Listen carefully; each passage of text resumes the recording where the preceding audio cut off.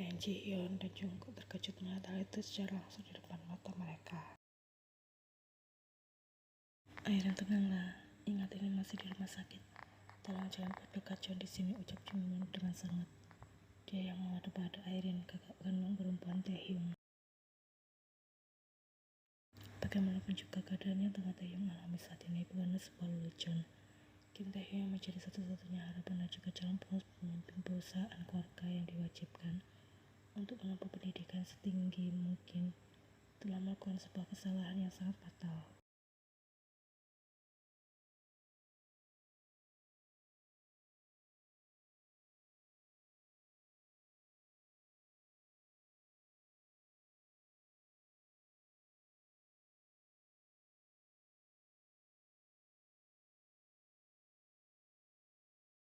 Jungkook dan Ji-hyun lebih terkejut lagi mendengar kabar Yeon yang tengah hamil.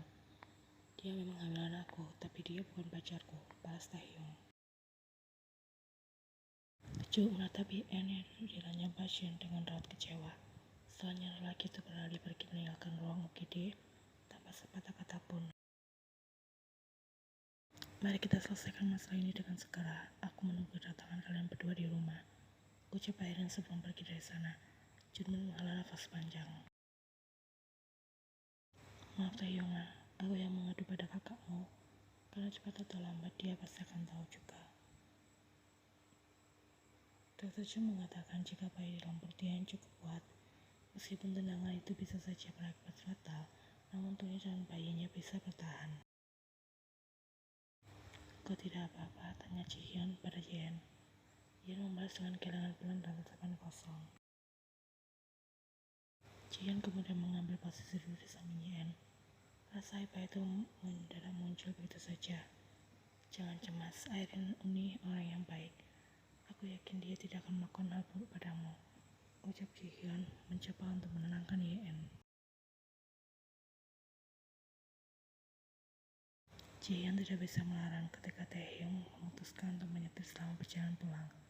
Setidaknya jika ada Ji-hyun di dalam mobil yang sama, maka bisa dipastikan Yeon juga akan tetap aman. Mereka telah sampai di depan halaman kediaman Kim sejak 5 menit yang lalu, namun belum merasa siap untuk segera keluar menemui Airin di dalam.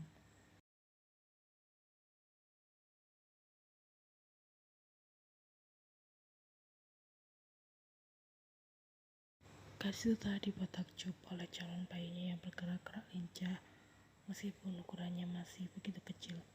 Juga detak jantungnya yang terdengar sangat nyata. Usianya baru menginjak 7 minggu. Belum berapa terlalu jelas, namun Yeon telah dibuat jatuh cinta olehnya.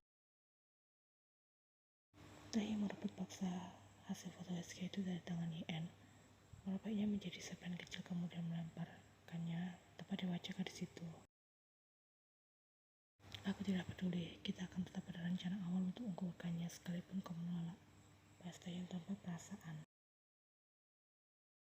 Air mata yang jatuh semakin deras menatap sebagian serpihan foto hasil USG itu jatuh di pangkuannya dan tak lagi berbentuk. Bagaimana bisa Taehyung melakukan hal ini pada calon bayinya sendiri? Bukankah ini sudah sangat keterlaluan? Sentak Ji-hyun, tertahan dengan kelakuan Taehyung. Kau tidak perlu ikut campur Jiana, peringkat Taehyung marah.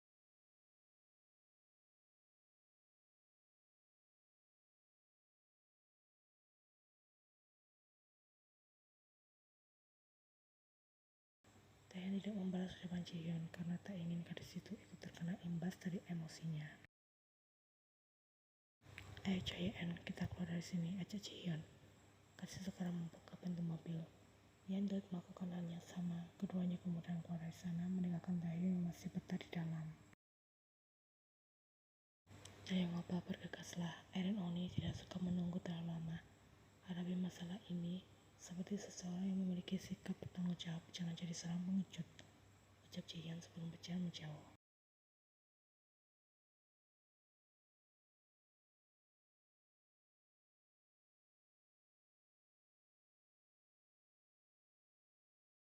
Tiga kali Airin menahan tangannya yang gemetaran melayang di udara sebelum akhirnya mengungkapkan itu dengan perasaan sangat marah.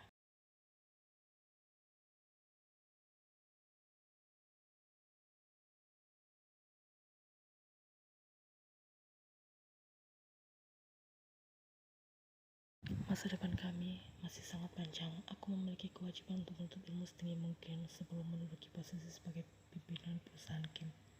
Joyan juga sama. Paras Taehyung mengepaikan pipinya yang telah memerah dan terasa perih akibat tamparan keras Irene. Irene bertanya pada Yeon yang berdiri tak jauh dari Taehyung. Yeon menggeleng pelan. Jiyeon sendiri sudah kembali ke rumahnya setelah mengantar Yeon menghadap Irene. Gadis itu merasa tidak memiliki hak untuk ikut terlibat di sana.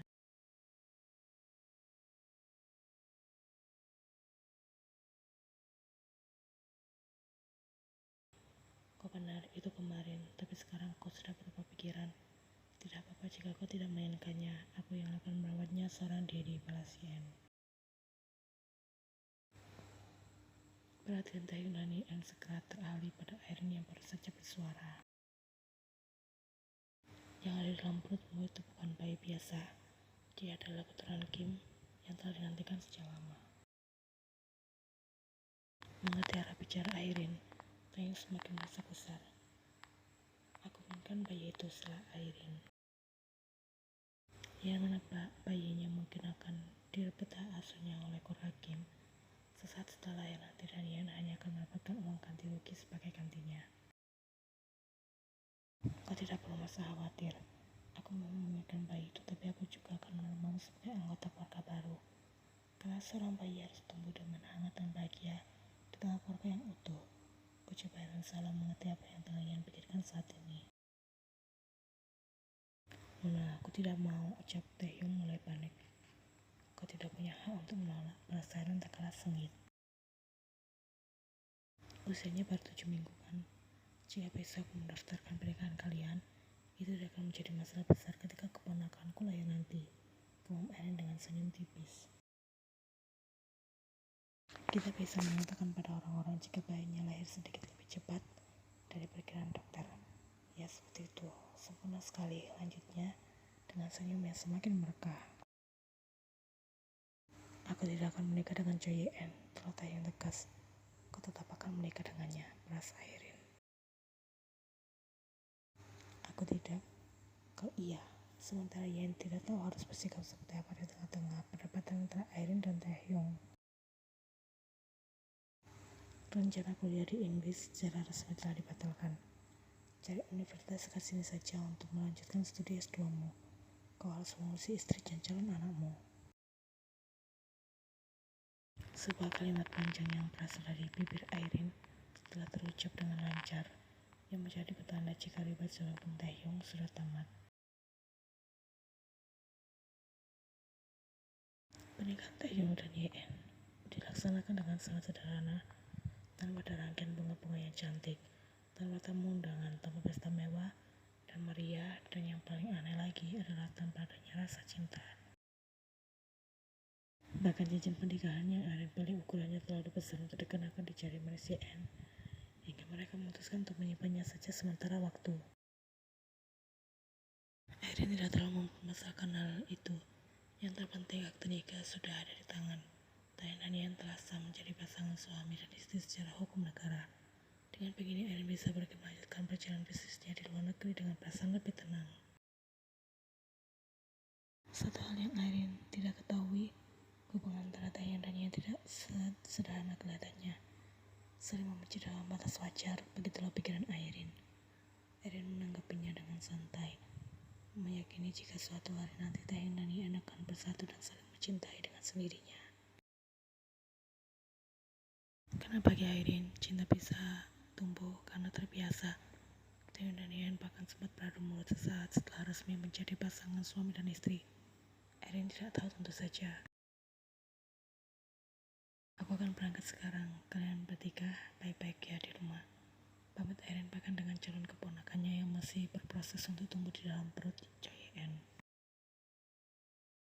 Khusus untuk Taehyung, apapun yang adik iparku minta dan inginkan turuti saja, asalkan itu tidak minta cerai darimu. Iya Nuna, sudah sana berangkat, balas Taehyung tanpa minat. Jangan sampai membuat adik iparku merasa sedih dan menangis karena hal itu akan berpengaruh pada perkembangan calon keponakanku, kau mengerti? Balas Taehyung singkat, kali ini dengan nada malas yang jelas ketara. Ya nah, kediaman Kim sudah menjadi rumahmu juga mulai sekarang. Jangan merasa sungkan untuk minta bantuan jika memang kau membutuhkannya. Selalu bekerja di sini, siap untuk melayanimu dengan sepenuh hati, ucap Airin memberikan sedikit wejangan pada YN.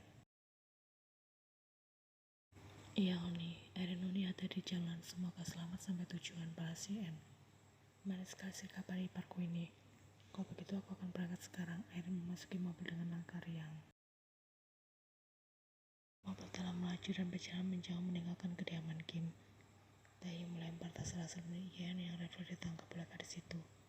Airin terlalu memanjakan adik iparnya hingga hanya sekedar membawa tas ransel saja harus Taehyung yang melakukannya.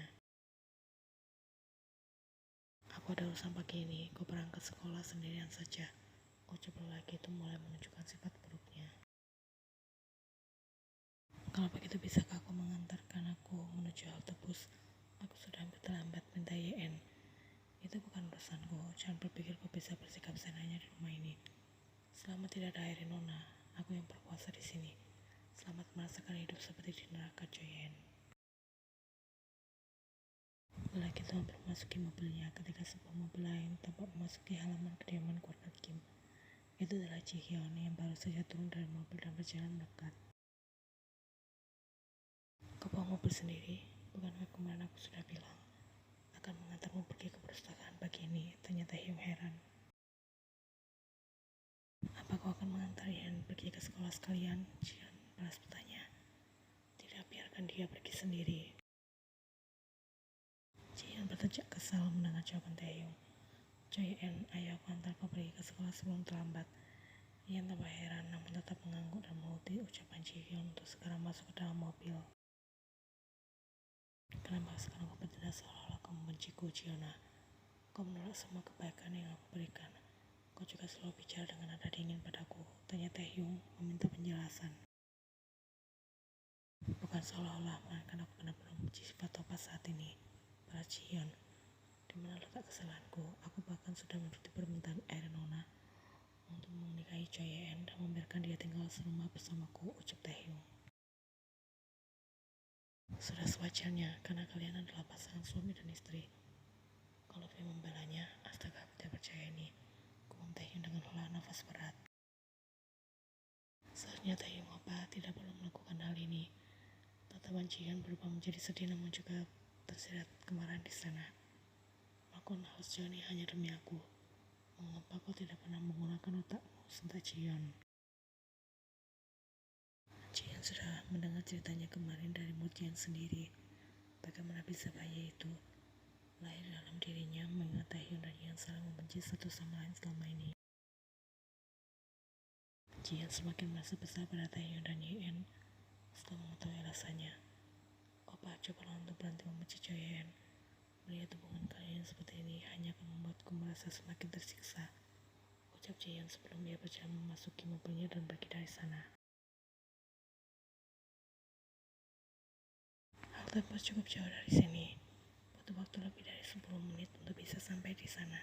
Jika aku berjalan kaki, aku pasti akan terlambat sampai ke sekolah, jas Jihyun setelah ia menyusul masuk ke dalam mobil.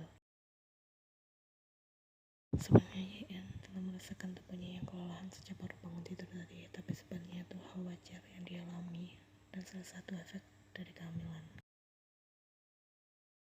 Nanti pulang sekolah tunggu aku sekalian, kita pulang bersama-sama. Aku akan menjemputmu, ucap Yeon mulai menjalankan mobilnya. Yeon membalas dengan bukan singkat karena masih merasa canggung. Kau tidak perlu khawatir berangkat ke sekolah bersamaku setiap hari karena aku tidak mau lagi mengumar gelas seperti Taehyung opa. Memang tidak, tapi laki-laki yang pasti akan dicaci maki juga karena dekat-dekat dengan Jion. Padahal sebelumnya mereka tanpa takut sama sekali. Entahlah, yang terpenting saat ini adalah bagaimana Yen bisa menjaga calon bayinya dengan baik.